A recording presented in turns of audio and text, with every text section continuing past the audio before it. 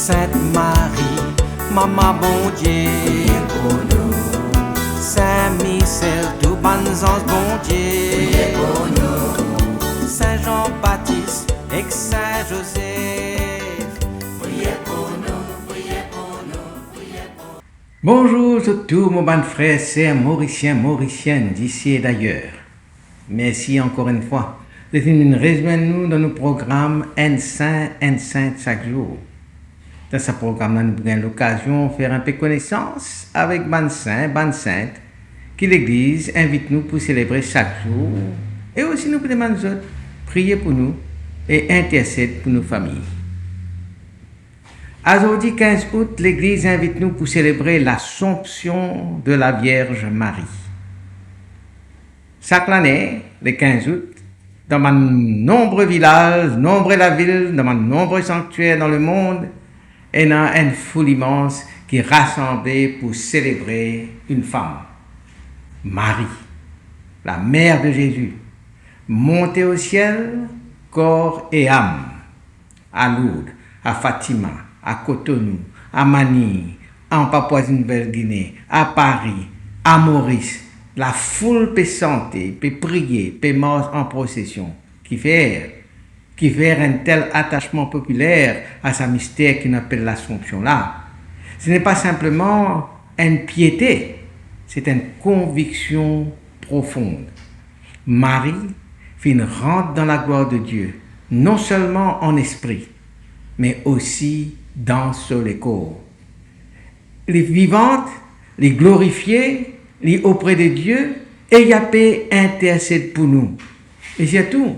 Il a pu montrer nous qui nous l'a venir nous-mêmes pour nous y était, la résurrection et la vie éternelle. Mais sa croyance dans l'Assomption de Marie, corps et âme au ciel là, quelle signification y en a pour nous exactement aujourd'hui? Quel ce fondement sorti? Quel message il a pu adresser nous aujourd'hui? C'est ce que nous pouvons essayer de découvrir ensemble dans nos programmes. Contrairement à d'autres vérités de la foi, l'Assomption de la Vierge Marie n'est pas racontée dans la Bible. Aucun évangile, aucun écrit du Nouveau Testament n'a pas décrit ce moment-là.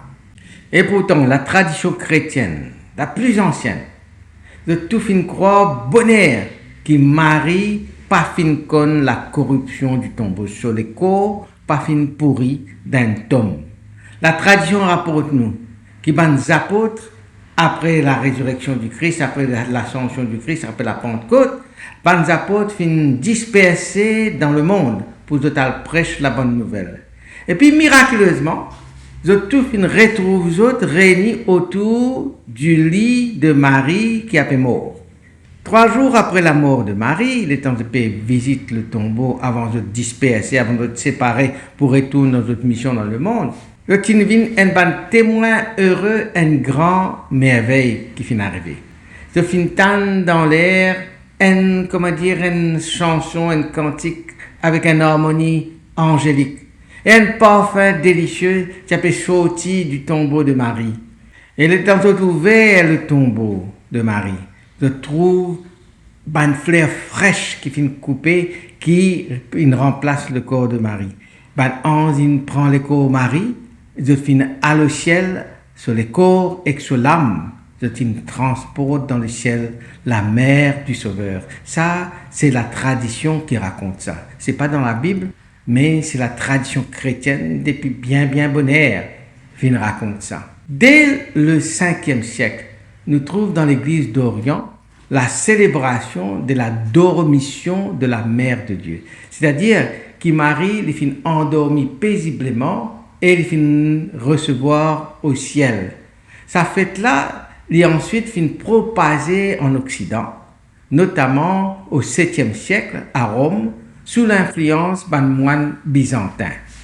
Certains écrits apocryphes, c'est-à-dire certains écrits qui n'ont pas canonique, considérés comme canoniques comme un évangile, évoquent sa croyance.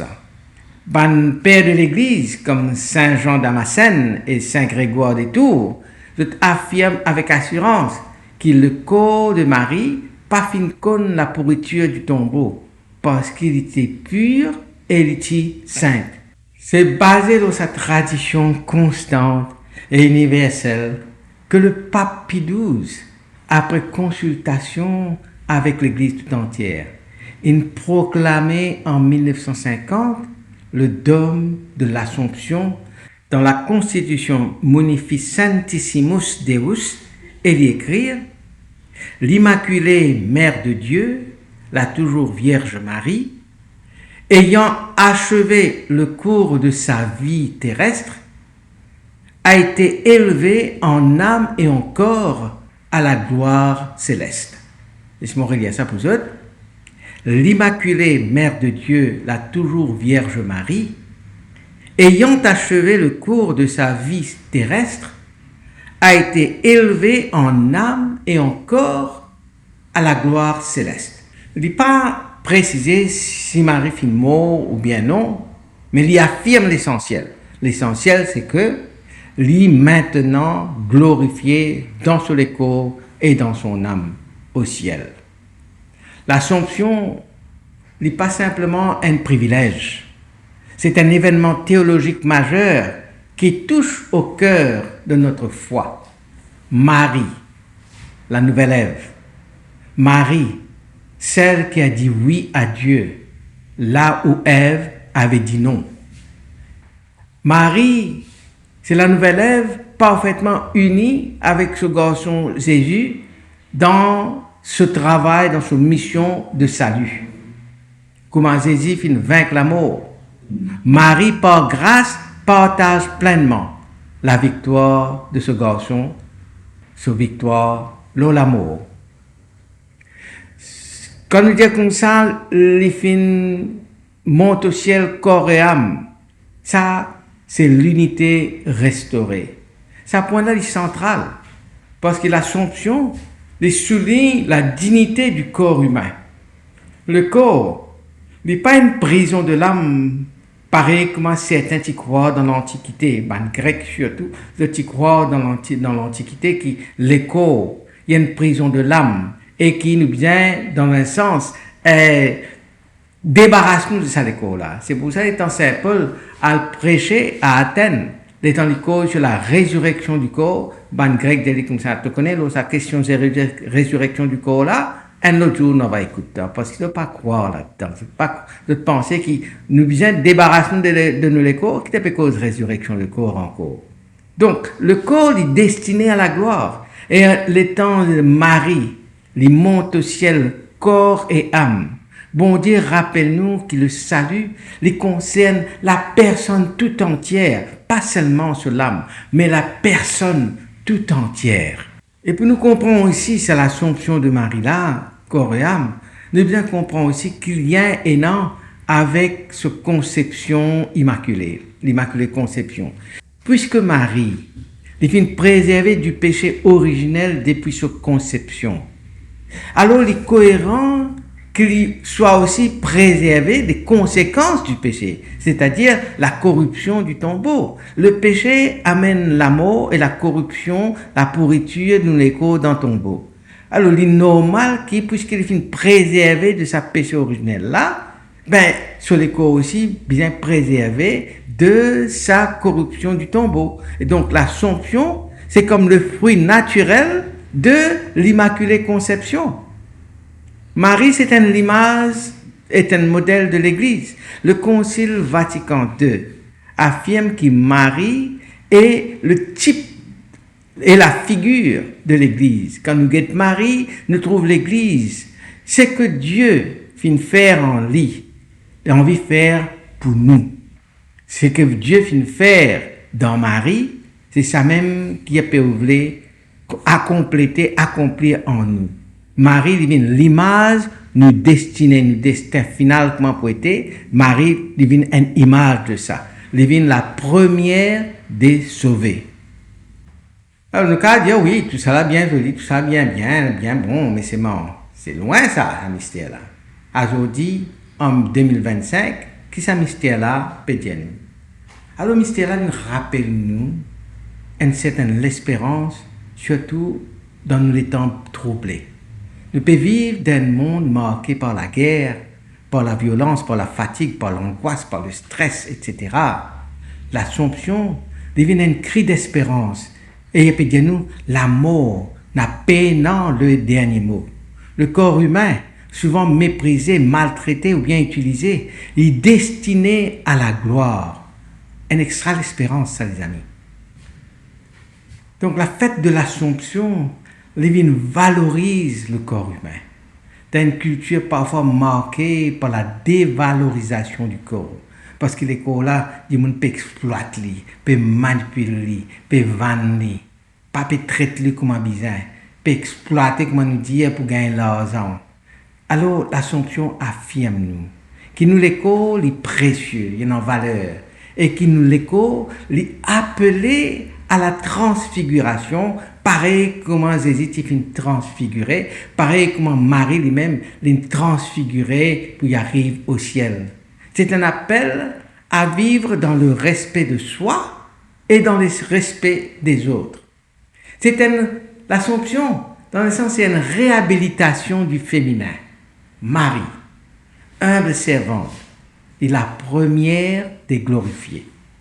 Dans un monde que bonne femme de trop souvent opprimée ou bien invisibilisée, Marie montrait que le féminin y a une place éminente dans le plan de Dieu. Marie, sur l'Assomption, vient un modèle d'abandon et de foi. Marie, jamais tu revendiques n'importe quoi. Jamais tu vas dire autre chose. Il vient simplement croire, il vient simplement aimer, il vient simplement souffrir et il vient simplement espérer. Et c'est là, c'est nous modèle ça, dans la vie quotidienne. Il vient montrer nous qu'il l'humble fidélité les conduit à nous à la gloire. Depuis des siècles, le 15 août, c'est un fait très important dans l'Église. C'est un jour congé public dans certains pays. Écoute-nous, chaque 2 ans, lit un congé public. La France, l'Italie, le Liban, le Congo, Madagascar, la Pologne, l'île Maurice, tout ça, nous célébrer sa fête-là. Les fidèles participent dans la messe solennelle, dans la procession mariale, dans la veillée. Dans certaines régions, ils bénissent les fruits de la terre, et parce qu'il est lié à la fécondité de la terre et à la fécondité spirituelle de Marie. Et le pèlerinage marial à Lourdes, Notre-Dame de Los, Notre-Dame de la Délivrante, Notre-Dame de l'Assomption à Rochebois, Notre-Dame de Rochebois. Alors tout ça a montré à quel point c'est un mystère de l'Assomption, c'est un mystère de Marie monte au ciel dans la gloire avec sur le corps et sur l'âme, ancré dans la foi du peuple. Alors l'Assomption, c'est pas seulement un hommage à Marie, mais c'est nous l'avenir qui peut germer. C'est ce que bon Dieu pour faire en nous, pareil comment il finit faire en Marie. Et comment Saint Jean-Paul II dit, dans Marie qui nous trouve monter au ciel, nous pouvons contempler aussi ce que l'Église appelée à devenir. Nous venons faire pour la vie, pour la résurrection, pour la gloire. Et donc la fête de l'Assomption, c'est un appel à l'espérance, à la sainteté, à la fidélité dans l'humilité. Alors à nous prier la Vierge. Ô Marie, maman de l'espérance, toi qui viens croire sans voir, toi qui viens persévérer dans l'obscurité, alors dit te resplendis dans la gloire de garçon Jésus-Christ. Apprends-nous pour mort sans peur, pour accueillir mystère bon Dieu dans la vie. Porte-nous bonne l'intention auprès de garçon Jésus-Christ et veillons-nous l'Église, veillons-nous bonne malade, nous bonne pauvre, nous bonne qui découragé. Ouvrez-nous les cœurs, nous l'esprit, nous l'âme, à la joie de la résurrection et fais-nous venir témoins de l'espérance là que nous étions. Sainte Marie, élevée au ciel, priez pour nous. maintenant et à l'ère de la mort. Amen. Qui bon Dieu bénisse eux et tous les bandes proches. Qui seul esprit habite toujours dans eux. Qui les protège toujours et partout. Au nom du Père et du Fils et du Saint-Esprit. Amen et à demain. Saint-André et Saint-Matthieu, priez pour nous. Saint-Jean, Saint-Marc et Saint-Luc, priez pour nous, priez pour nous, priez pour nous. Sainte-Marie-Madeleine et Saint-Étienne, Priez pour nous, Saint-Ignace et Saint-Laurent, priez pour